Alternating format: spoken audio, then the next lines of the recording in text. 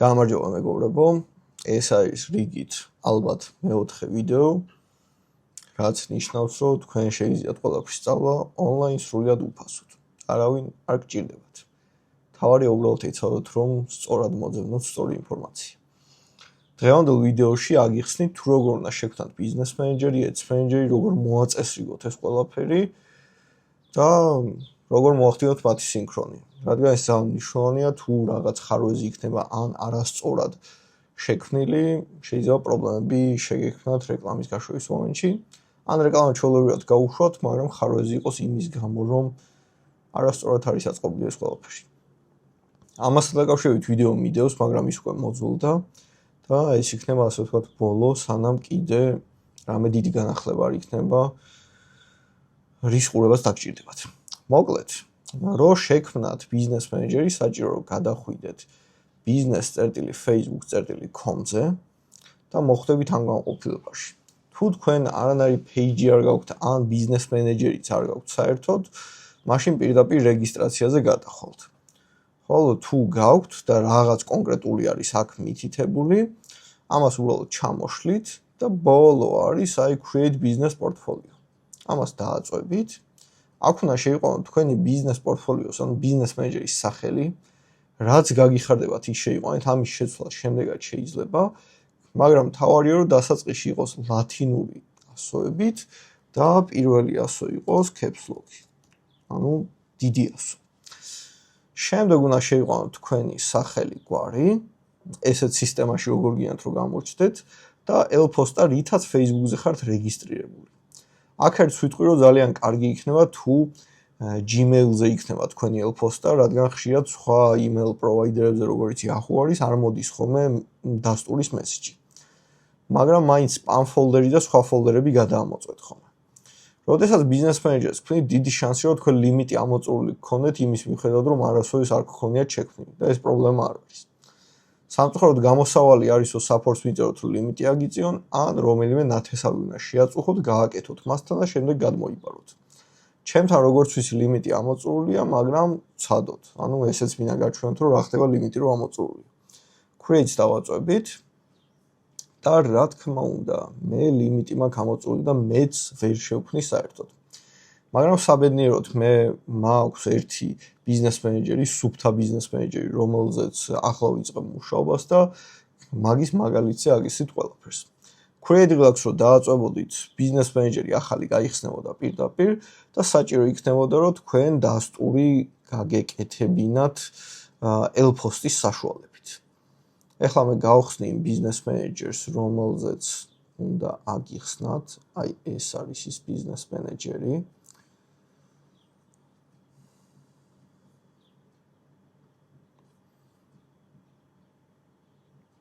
და როგორც ხედავთ, ამ ბიზნეს მენეჯერში საერთოდ არაფერი არ ხდება. ეხლა home-ზე რომ დავუბრუნდეთ, აქ არაფერი არ არის საერთოდ.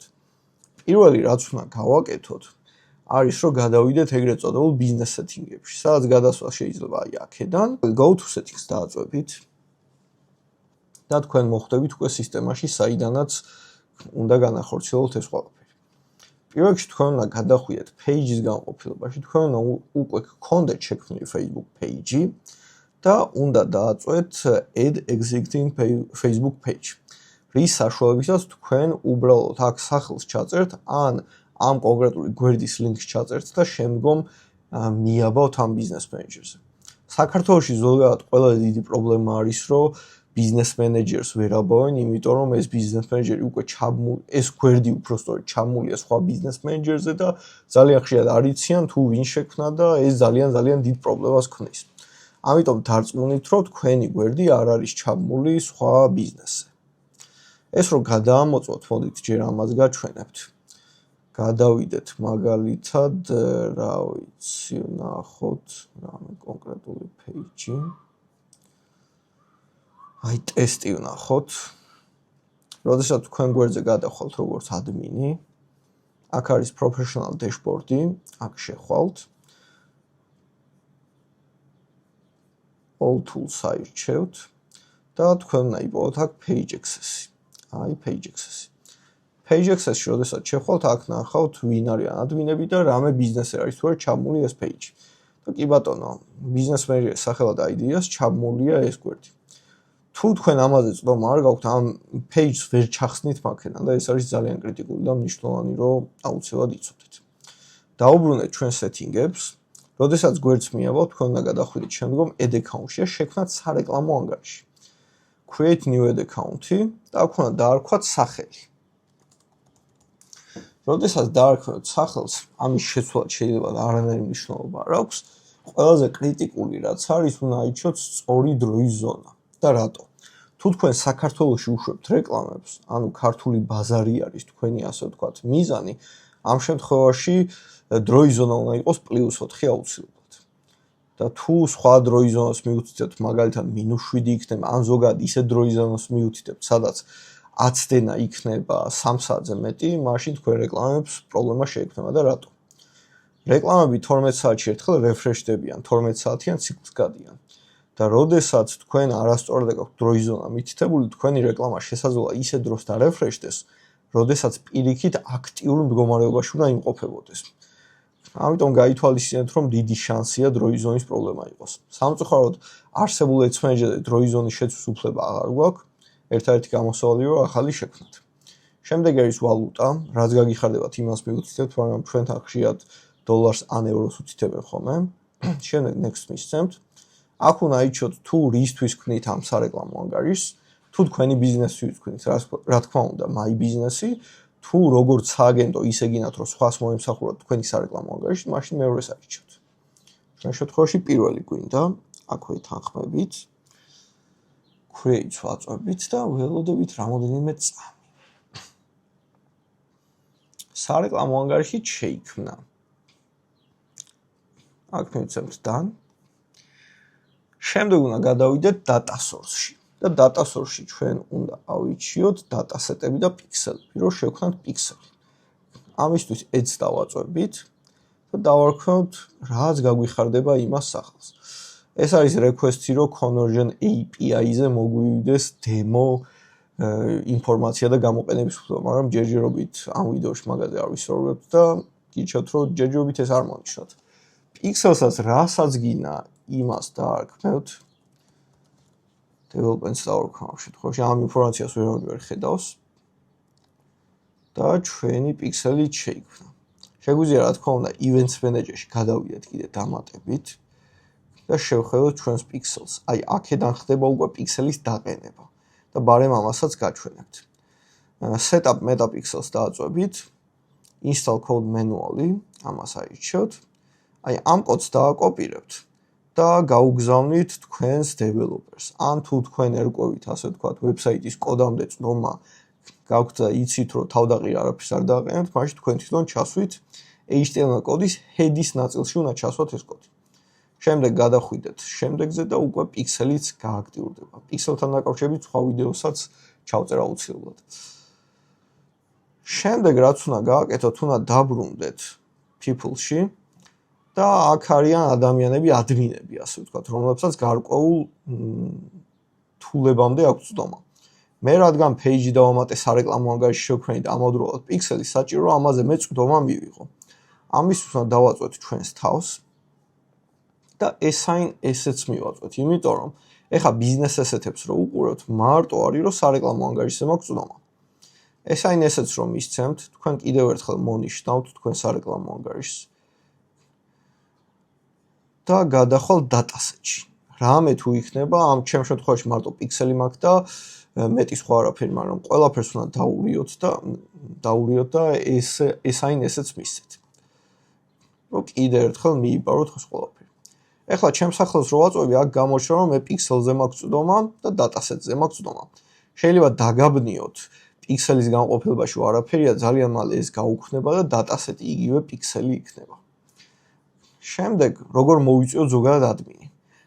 ამისთვის invite people უნდა გავაკეთოთ და აქ ჩავწეროთ ადამიანის ელფოსტა, რითაც Facebook-ზე რეგისტრირებული. მაგალითისთვის ხა ჩავწერ რამე სატესტო mails. და აქაც სასურველია რომ იყოს Gmail-ი. თუ გინათო დროებით იწვდომა მისცეთ ადამიანს, ამას მონიშნავთ და მისცემთ თარიღს თუ საიდან სადამდე ჰქონდეს. next-ზე რო გადავალთ, აქ უნდა ავიჩიოთ თუ რაზე ჰქონდეს წვდომა ამ ადამიანს და ზოგადად გიჩვენოთ, რომ ოდესაც თანამშრომელი აკავთ, ყოველთვის მისცეთ დიდი წვდომა, მაგრამ არა სრულფასოვანი ადმინი. და რატო? თუ ამ ადამიანს რამე გადაუხდელობა აქვს, ან სხვა ბიზნესში რამე პრობლემები აქვს და რეპორტები, ეს თქვენ ბიზნესსაც გავლენას ახდენს. როდესაც ადამიანს ადმინად ნიშნავთ, ალგორითმა არ იცის ის მფლობელია ბიზნესი თუ არა, ამიტომ მისი პრობლემები თქვენზეც ახდენს გავლენას. ამიტომ აჯობებს ყოველთვის basic წვდომა მისცეთ, უბრალოდ რაღაცებზე უფრო მეტის უფლება. თუ გვინდა რომ სრულფასოვანი ადმინი იყოს, ყველაფერს ნიშნავთ, რა თქმა უნდა, გიჟებივით. გადავდივართ აქაც, აქ უნდა ავიჩიოთ დატასეტი სარეკლამო ანგარიში, ამებსაც ვნიშნავ, რომ ყველაფერზე გქონდეს წვდომა, ანუ თქვენი დაუყვის საშუალება რო გქონდეს, ასე ვთქვათ. და ბოლო არის, რომ გაუგზავნოთ მოწვევა. ამ ადამიანს უნდა გადამოწოს inbox-ი და სხვა ფოლდერები, სპამი მაგალითად, რომ დაადასტუროს. ბოლო ეტაპი რაც არის, უშუალოდ უნდა გადავიდეთ სარეკლამო ანგარიშზე. ამისთვის ads manager-ი უნდა ავიჩიოთ და კამპანიები. და კრიტიკული რაც აუცილებლად უნდა გააკეთოთ, პირველად რო შედიხართ ads manager-ში, არის შემდეგი. სისტემა აუცილებლად კითხავთ პოლიტიკურად აქტიური თუ ხართ. ამ პოლიტიკური რეკლამების გაშვებას თუ აპირებთ. თუ ხართ, რა თქმა უნდა, მონიშნეთ, თუ არ ხართ, არ მონიშნოთ, იმიტომ რომ დათანხმების შემთხვევაში დამატებითი, ასე ვთქვათ, საბუთები იქნება საჭირო, ტყუილად თავს აიდგიებთ. და ბოლო, უნდა დაამატოთ ბარათი თქვენს სარეკლამო ანგარიშს. და აქაც არის პატარა მნიშვნელოვანი ნაწილები. Ad payment მეთოდი აქედან ხდება. აქ დროის ზონა უკვე მითითებულია თქვენს მიერ არჩეული და უნდა მიამატოთ ბარათი. ერთადერთი ბიზნეს და tax info-ში რო გადახვალთ, აქ გეკითხებათ, რომ თქვენ ბიზნესისთვის აპირებთ რეკლამების გაშვებას, ანუ შეპესე მაინც არის რეგისტრირებული და თუ ამას მონიშნავთ, თქვენ აუცილებლად უნდა მიუთითოთ კომპანიის ბიზნეს ბარათი. წინამორბედი შემთხვევაში შესაძლოა პრობლემები შეექმნათ, ვიცი ხალხი ვისაც შეექმნა, ვიცი ვისაც არ შეექმნა, ზოგი ამბობს რომ ამაზე რატომ მოადგებიანო, მაგრამ მოდით რა, ორი თავი არავის არ გვაქვს და ჯობია გაითვალისწინოთ წინასწარ, ხშირად თანამშრომლების ბარათებს უცდებენ ხოლმე და არის დიდი შეცდომა. ამას დაასეივებთ და მიუთითებთ უკვე ბარათს და შემდეგ next და გადავხვალთ. რომ გადამოწოთ თქვენი სარეკლამო ანგარიში დროის ზონა, აი აქ არის მაგასთან დაკავშირებით ინფორმაცია, ანუ ბილინგის განყოფილებაში არის ad payments რო უთითებთ. აი ზედა ნაწილში და სამწუხაროდ ამის შეცვლა უკვე აღარ შეგვიძლია, ახალი უნდა შეგნოთ. ჯერჯერობით სულ ეს არის ამ ეტაპებთან დაკავშირებით თუ რაიმე პრობლემა გექნებათ, ან შეკითხვა გექნებათ. ძალიან დიდი თხოვნა მექნება რომ კომენტარებში დაწეროთ კითხვა და ყველას ვეცდები რომ დაგეხმაროთ. ეხლა იუთუბერის სტანდარტული ტექსტები. ეხლა იფიქრებთ რომ გეტყვით რომ გამოიწერეთ და დააფოლოვეთ. თუ გინდათ ნუ გამოიწერეთ, თუ გინდათ ნუ დააფოლოვეთ, თუ გინდათ ნუ გააზიარებთ ამ ვიდეოს. პრობლემა არ არის. ამას კომერციული მიზნები არ აქვს, უბრალოდ მინდა დავუმტკიცო ყველას, რომ ყველაფრის სწავლა შეიძლება ონლაინ სრულიად უფასო. თავარია სწორ ვიდეოებს მიწვდე ადამიანი. რაღაც დონეზე საბაზისო თვითონ უნდა ისწავლო და შემდეგ თუ მაინც ფიქრობ რომ გაიჭედე, შეგიძლია იპოვო სასურველი მენტორი. მაგრამ მაგასაც დიდად არ უწევ რეკომენდაციას, ჯობია თვითონ ისწავლო ყველაფერი. დიდი მადლობა ყურადღებისთვის და წარმატებებს გისურვებთ.